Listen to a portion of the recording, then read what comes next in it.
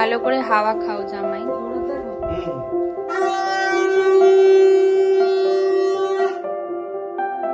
Apple একজনের খুব পছন্দ, এটা হয়েছে খুব ভালো। আমাকে একা ছাড়তে খুব ভয় পায়।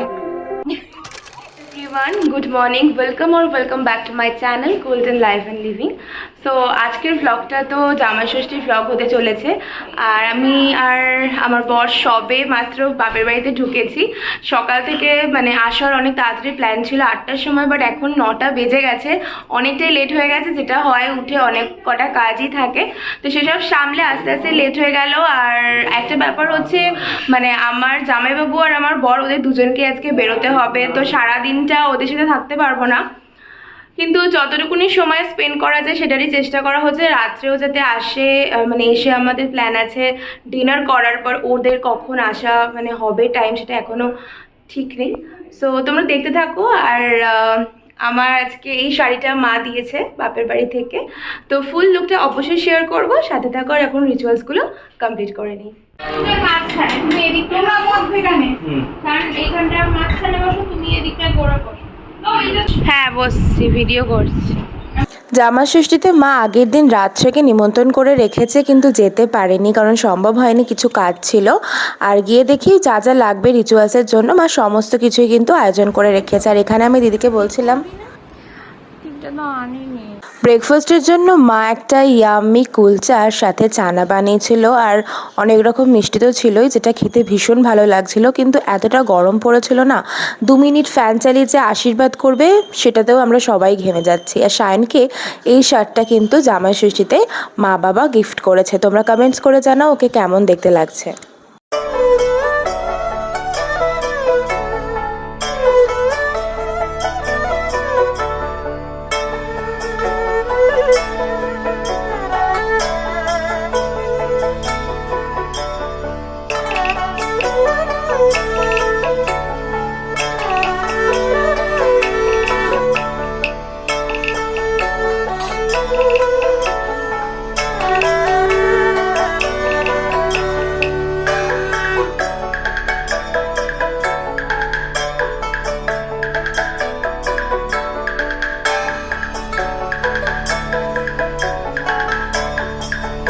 ভালো করে হাওয়া খাও জামাই।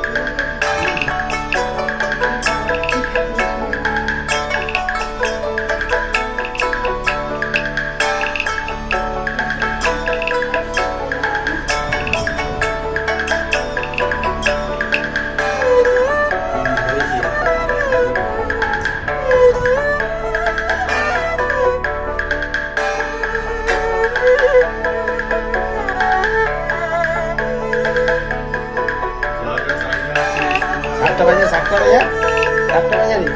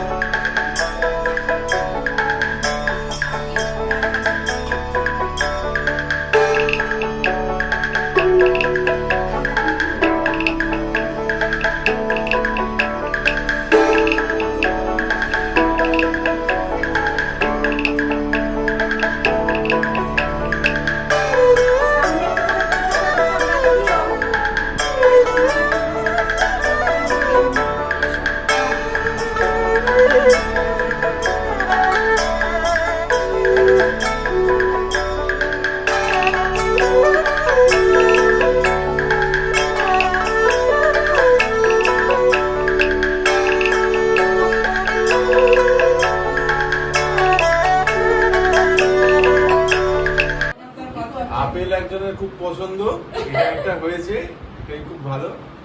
আপেলটা তো আমি আর ভাগ পাবো না, এটা একজনই নেবে। আমরা ব্রেকফাস্ট করে নিয়েছিলাম, আর গৌরবদা আর সায়ন ওরাও ব্রেকফাস্ট করে ওরা অফিস চলে গেছিলো। আর এই দেখো বাজার থেকে বাবাই এত বড় বড় ইলিশ মাছ এনেছে।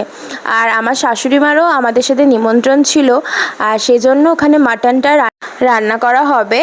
আর এই যে এখানে ভাত হচ্ছে, আর আমরা ভাই এখানে মাটনটা করছে, তো সেটাই তোমাদেরকে একটু দেখিয়ে দিই।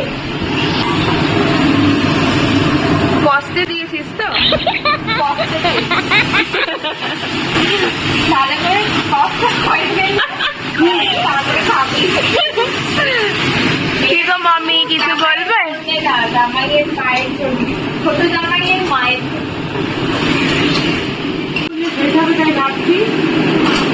তোমার পরের বছর জামাই ষষ্ঠীতে আবার আমরা এই খাবারগুলো খাবো।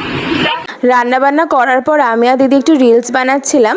তারপর আমরা যাচ্ছিলাম হচ্ছে আমার শাশুড়ি মাকে আনতে যাওয়ার জন্য। হচ্ছে যাচ্ছি, একটু ফ্ল্যাটে যাচ্ছি শাশুড়ি মাকে আনতে, সাথে দিদিও যাচ্ছে। হ্যাঁ, ওকে বলেছিলাম এই রোদের মধ্যে না যেতে পারে, ও বললো যাবে। ও আমাকে একা ছাড়তে খুব ভয় পায়। বাড়ি ফিরে ভিডিও করতে একদমই ভুলে গেছিলাম গরমের মধ্যে। তারপর লাঞ্চ করে নিয়েছিলাম ইলিশ মাছ, পমফ্রেট মাছ, আর মা একটা সুন্দর ফিরনি বানিয়েছিল, সেটা বিকেলে বসে খাচ্ছিলাম। গৌরবদা তাড়াতাড়ি তো অফিস থেকে চলে এসেছিলো, আমরা এখানে গল্প করছিলাম। আর সায়নের তো আছে, সেদিনকে অনেক লেট হয়েছিল, 11টা বেজে গেছিলো, তো ওর জন্যই আমরা ওয়েট করছিলাম। ও আসার পরে আমরা খেতে বসে পড়েছিলাম, কারণ বাড়িও ফিরতে হবে। তো ভ্লগটা ভালো লাগলে অবশ্যই লাইক, কমেন্ট, শেয়ার করে দিও। সবাই খুব ভালো থেকো, বাই।